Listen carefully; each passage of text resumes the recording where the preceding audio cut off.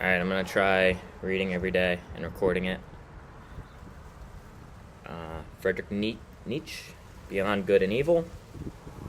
I'm just starting with 10 minutes. Maybe some days we'll increase it or lower it. I just want to do it consistently. And we're reading outside because it's very nice today. Very nice. Start.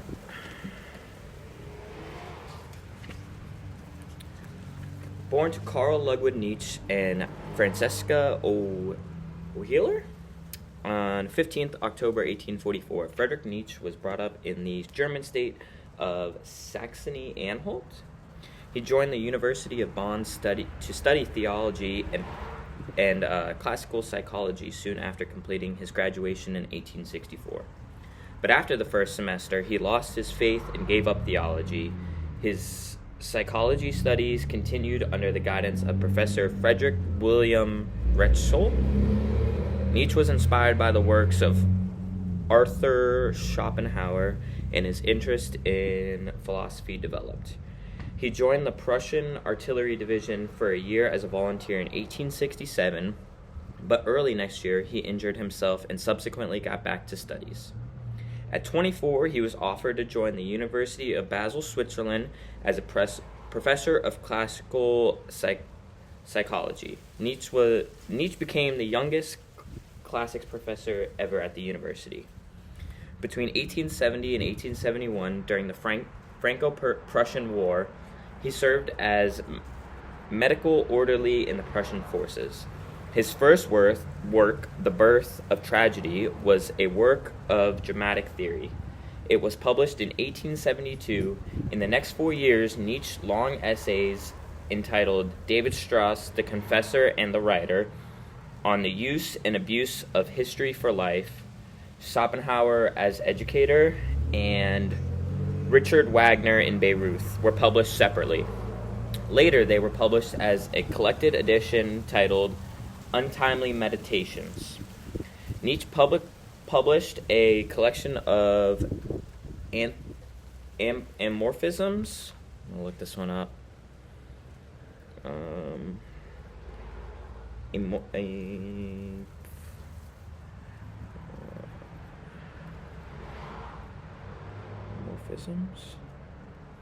A concise, memorable statement that expresses a general truth, principle, or observation about life, often with wit or wisdom. Let's see how it's said. Aphorism. Okay, aphorism. Where was I at? Nietzsche published a collection of aphorisms called Human, All Too Human in 1878. The following year, owing to his deteriorating health, he resigned from the University of Basel in 1812. The first edition of The Gay Science was published. It was in this book that Nietzsche first considered the ideas of eternal occurrence and the death of God. His next work was a philosophical novel called Thus Spoke Zarathustra, whatever that word is. The first part of which he wrote in only 10 days. The novel was published between 1883 and 1891. It narrates the frictional journeys and speeches of Zarathustra. Beyond Good and Evil was first published in 1886, divided into 9 parts. The book contains 296 amorphous... Oh, how do you say that stupid word? The book contains 296 aphorisms. Nietzsche holds responsible the past philosophers for their blind beliefs and opinionatedness, giving insight into Nietzsche's psychology. The book also talks about the free spirit, mortality, and religion, and what is noble. Though Nietzsche's works did not sell much when they were published, Beyond Good and Evil is considered one of the greatest books. On the Genealogy of Morals was published in 1887, considered it to be a masterpiece. It influenced many philosophers and writers. In 1888, he wrote The Twilight of Idols, The Anarchist, and Nietzsche Homo, How One Becomes What One Is, his last work. They were published in 1889, 1895, and 1908, respectively. Nietzsche suffered severe mental disorder in January 1889 after subsequent deterioration of his health. He died on the 25th of August, 1900. A great thinker, Nietzsche is remembered as one of the greatest German philosophers, and his works continue to remain powerful and influential. That was the introduction. I'm an idiot. What's a preface? Guess we'll read the preface. Supposing that truth is woman, what then? Supposing that truth is a woman, what then?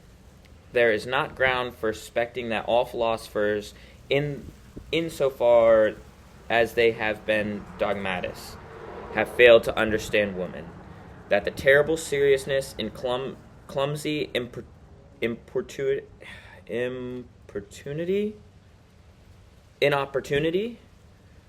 with which they have usually paid their addresses to truth have been unskilled and unseemly methods for winning a woman. Certainly, she has never allowed herself to be won, and that present in every kind of dogma stands with sad and discouraged mien, if indeed it stands at all.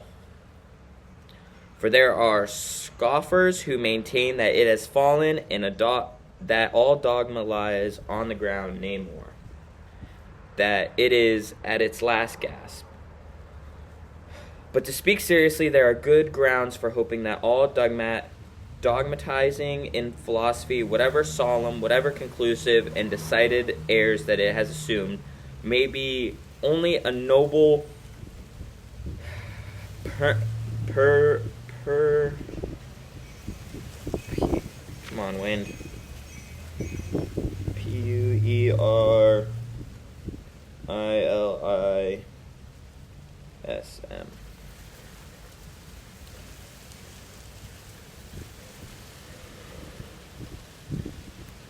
I need to find, pronunciation. Puerilism. Puerilism. A psychological term for childish behavior in an adult, often appearing as a symptom of mental or emotional disorder. It may have been only a noble puerilism and tyrannism, and probably the time at hand when it will be once and again understood what is actually sufficed for the basis of such imposing and absolute philosophical edifices as the dogmatists have hitherto reared. Oh, gosh. This is going to be awful, man. Perhaps some popular superstition of immortal time, such as soul precision, which in the form of subject and ego superstition has not yet ceased doing mischief. Perhaps some play upon words, a deception in the part of grammar, or an audacious generalization of very restricted, very personal, very human, all too human facts. The philosophy of dogmatists is yet it is to be hoped was only a promise for thousands of years afterwards, as was astrology in earlier times, in the surface of which probably more labor, gold, acuteness, and patience have been spent than on any actual science hitherto. We owe to it and to its superterrestrial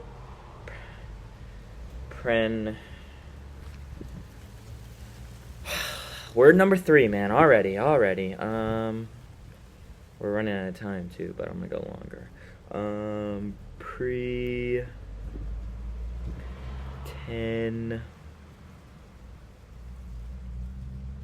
Pretensions? Is that pretension? Yeah.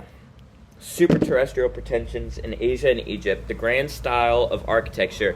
It seems that in order to inscribe themselves upon the heart of humanity with everlasting claims, all great things have to first wander about the earth as an enormous and awe-inspiring caricature. Dogmatic philosophy has been a caricature of its kind. For instance, the vendetta doctrine in Asia and Platoism in Europe. Let us not be ungrateful to it, although it must certainly be confessed that the worst and most tiresome and most dangerous of errors hitherto has been a dogmatic error, namely Plato's invention of pure spirit and the good in itself. But now when it has been sermoned in Europe, I was making sure it's still there. Now is when surmounted in when Europe, rid of this nightmare, can again draw breath freely and at least enjoy a healthier sleep. We, whose duty is wakefulness itself, are heirs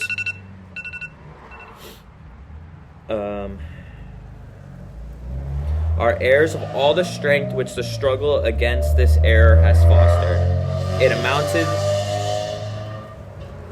It amounted to the very inversion of truth and the denial of perspective, the fundamental condition of life. To speak of spirit and the good as Plato spoke of them, indeed, one might ask, as a physician, how did such a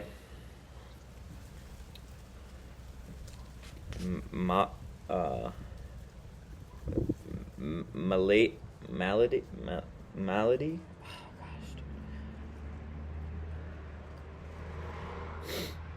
A disease or ailment? Malady. How did such a malady attack that the finest product of antiquity, Plato, had the wicked Socrates really corrupted him? Was Socrates, after all, a corrupter of use and derived in his hemlock?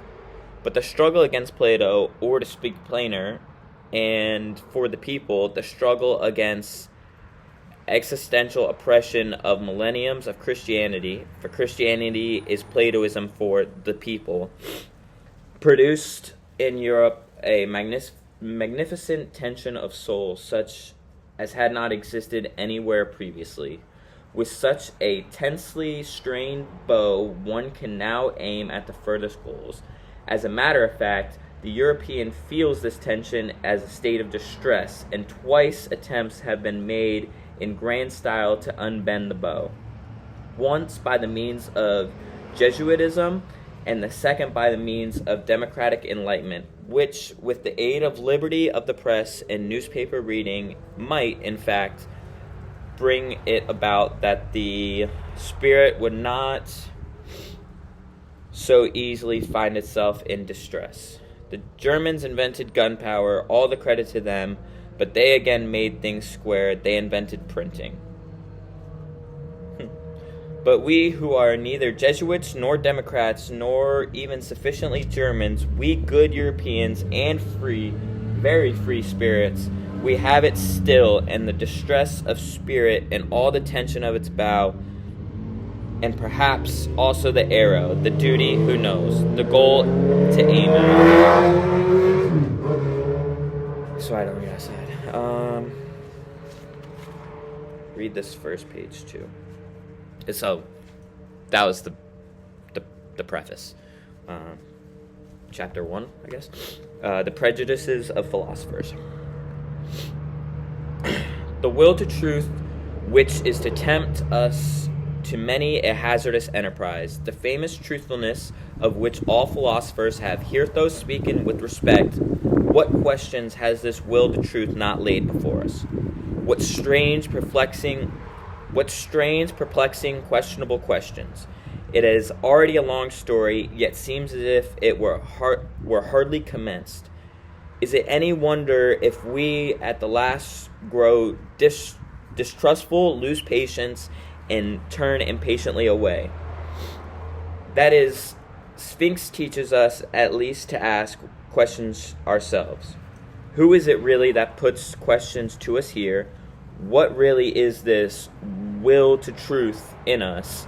The fact that we made a long halt at the question as to the origins of its will until at least we came to an absolute standstill before a yet more fundamental question. We inquired about the value of this will, granted that we want the truth. Why not rather untruth and uncertainty, even ignorance? The problem of value of truth presented itself before us, or was it we who presented ourselves before the problem?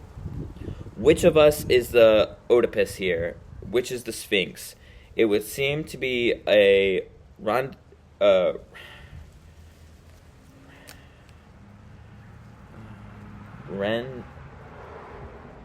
This looks like rendezvous, but it's not. Alright. Yeah, rendezvous. No, okay. It would seem to be a rendezvous of questions and notes of interrogation, and it could be believed that, at least it seems to us as if the problem had never been propounded before, as if we were the first to discern it, to get a sight of it and risk raising it. For there is risk raising it, perhaps no greater risk. Alright, we'll read this tomorrow. Alright. Sweet.